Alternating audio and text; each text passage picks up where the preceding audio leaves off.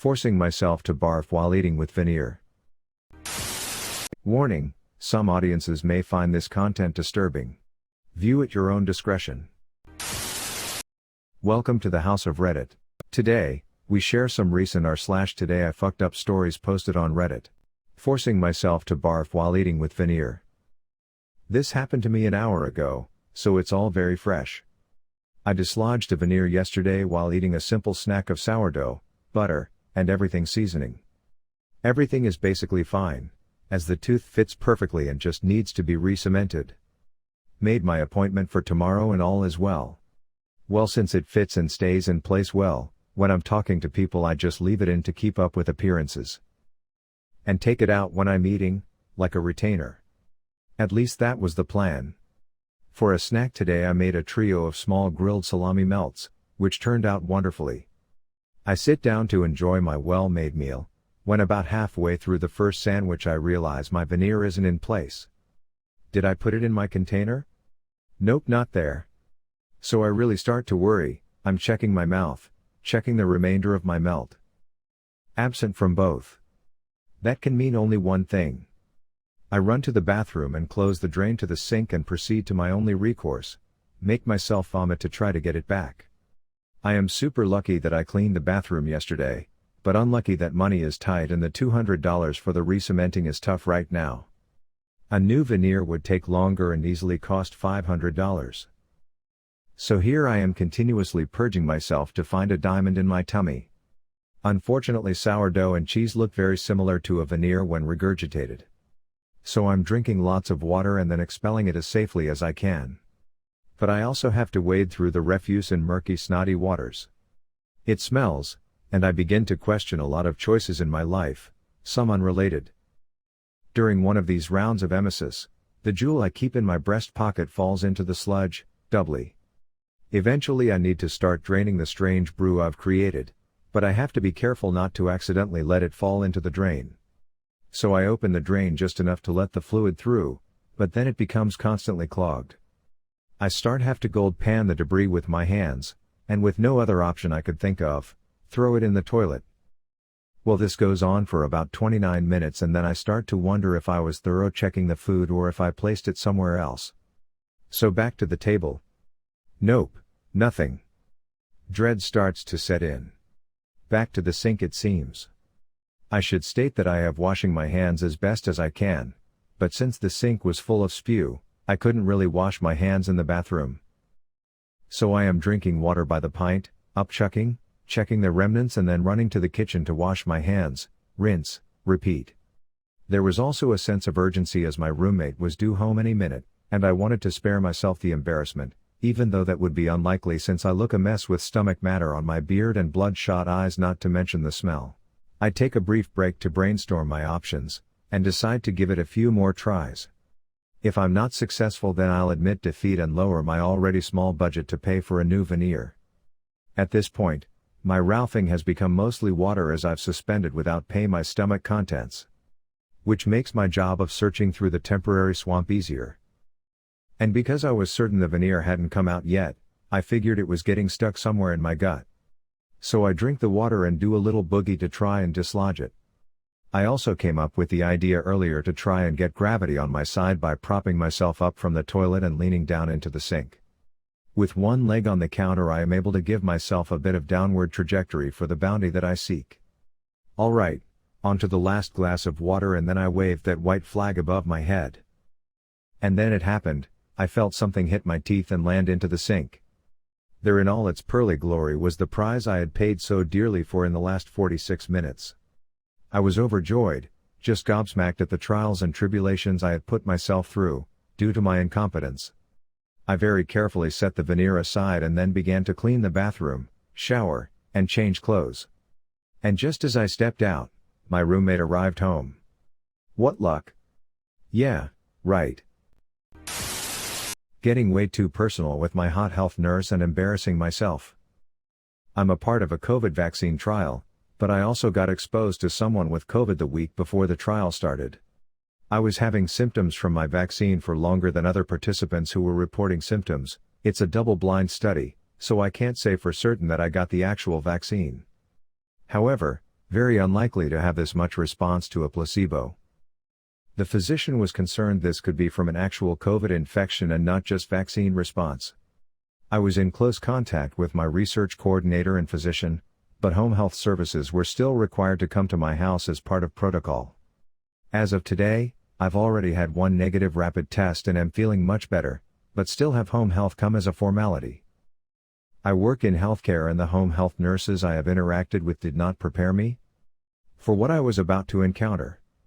I was not prepared for the tall, handsome, ex-army medic that confidently strolled through my front door. I'm scrambling like an absolute moron thinking when was the last time I brushed my hair? I put deodorant on today, right? While he's setting up his stuff in my bedroom. We start making conversation, but obviously I don't have much going for me at the moment when my best pickup line is, "Yeah, so I don't think I have COVID, but, you know, who's to say?" We have a lot in common and I'm really enjoying talking to someone other than my cats for the first time in several days. He wants to take my vitals, but his thermometer doesn't work. I enthusiastically say that I have one and turn to grab it out of my nightstand drawer. Absolutely horrified, I'm suddenly remembering what else is in this drawer, but at this point it's too late to go back. It is with this sweet and adorable man right next to me that I open a drawer filled with not only a thermometer, but a very extensive collection of sex toys. Reddit, we're not just talking about the basics. We're talking every color of the rainbow, every kink, and even those weird flavored condoms that nobody actually uses. What can I say? I'm an open-minded gal. We both quickly glance from the drawer to each other and he stutters, I'll take your pulse now. I have never felt more tension during a nasal swab in my life. And that's how I had to explain to my doctor why a resting pulse of 98 and blood pressure of 150/90 wasn't actually abnormal. Getting high with my neighbors. Allow me to set the stage. I live in a state where any cannabis use is still heavily illegal. Womp womp, as such, I have to go through the street to buy. The problem is, my sources keep getting arrested, moving away. It sucks living here, where they're dudes who won't stop trying to pressure me to fuck them. I just want to get high, but this is the nonsense I'm dealing with. Well, I recently moved into a new apartment, and I could smell the weed coming from the floor below me strongly. My neighbors were clearly hotboxing.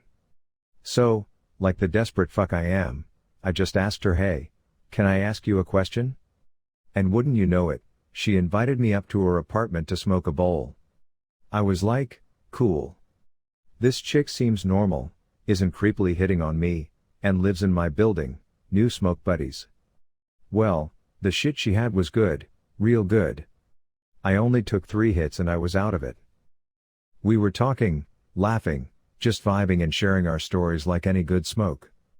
But I started getting the munchies and cottonmouth really bad and, since I had just met her, I didn't feel comfortable asking her for food and drink when she had already been so generous. Didn't want to come off as a leech, so I stood up and we started saying our goodbyes. She was cool just sitting on the floor, she was really high too after all, and letting me see myself out. So as I was walking towards the door, I was saying my goodbyes and trying to be cool and leave a nice first impression so that maybe in the future I could return the favor and share some of my stash when she had some to sell to me. Still super high, I'm like, this was fun, here's $40, if you could just hit me up when you got an eighth, I'd really appreciate it. Thanks again for being so generous, I'll totally share a bowl with you when it comes in. A light, peace. And as I said that final sentence, I turned and opened the door to leave. I took a whole step in before I realized I'd walked right into her pantry. I had to literally step out of her pantry and she's just watching me like what the fuck. I start laughing my ass off and it was so loud I even startled myself. I could not for the life of me get a grip on the maniacal laughter as I made my walk of shame down her hallway and out her actual door. And that's exactly how I left her.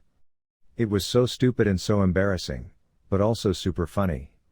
She does seem cool though, so hopefully I didn't totally blow it by being a complete dork. Squirting liquid soap into both of my eyes.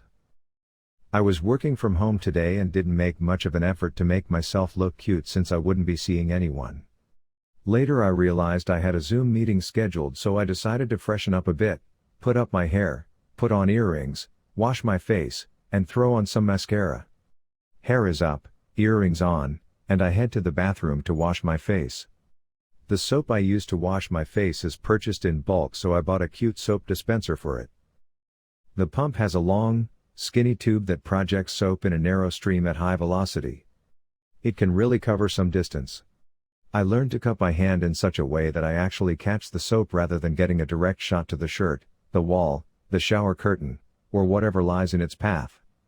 So I go to dispense my soap with my hand cupped just so, but today there must have been a wee glob of dried soap at the end of that tube, situated just right to send the stream of soap upward rather than straight out. It shot right over my cupped and ready hand and directly into both of my eyes. The searing pain started almost immediately. It was impossible to open my eyes at all as I tried to rinse the excess soap from my face. After a few minutes with my eyes clamped shut and on fire, I thought it best to seek help, or at least some emotional support. I managed to navigate to my husband and told him what happened as I clamped a wad of toilet paper over my profusely watering eyes. He had quite a laugh watching me rinse my eyeballs out in the sink between lots of swearing, dancing around in pain, and trying to keep open my terribly red and painful eyes. My Zoom video call started about 10 minutes later and my eyes were still horribly red and watery, nose running, and looking like I had been crying for hours. I couldn't keep my eyes open for more than 30 seconds before clamping them shut again. I was so relieved when the Zoom call had a connection issue and we had to switch to a phone call instead. My eyeballs still feel weird. I shut off the power to thousands of people. I've been an engineer in several loosely related fields and have become a bit of a jack of all trades. If someone gave me the chance, I usually could become fairly mastered in the technology. This story occurs early in my electrical power stint.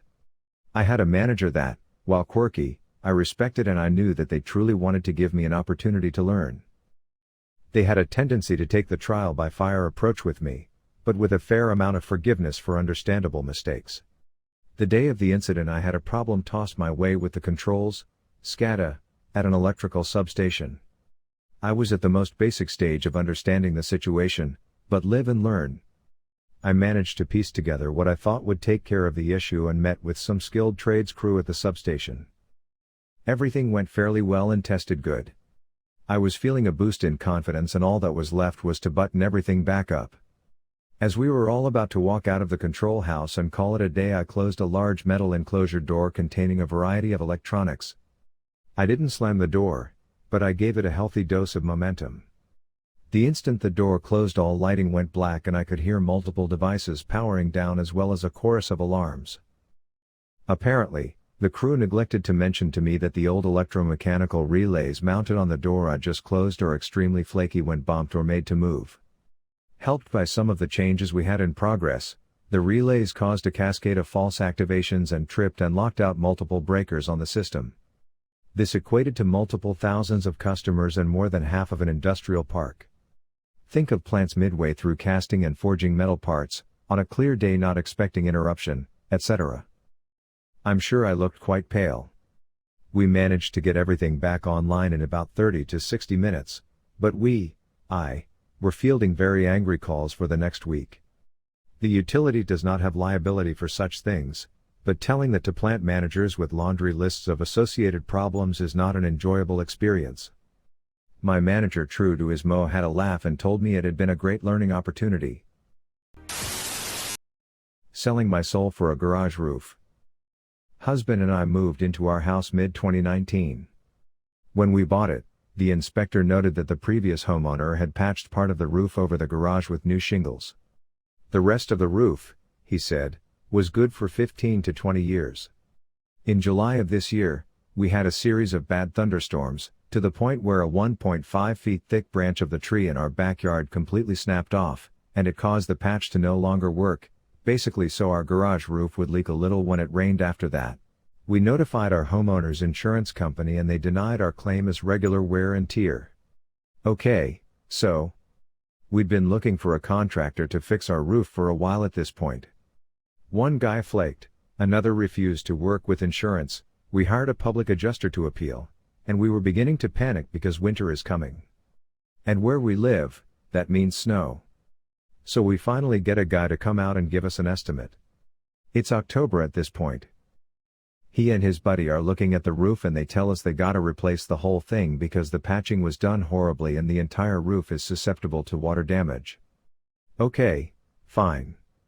Then he tells us our siding, above the garage roof lines up with the inner wall of the garage, just, obviously, exterior, is warped and they gotta fix that too because water's gonna come in and build up on the garage roof. Okay. I guess. So he starts writing up a summary of all this stuff we need done and he says to me, it'll be 37 to 5, plus tax. I'm like, great. That's not bad at all. So I start signing shit. I bet you can tell where this is going. It was not $3,750 like I thought, but $37,500. Plus taxes brought it to $40,000.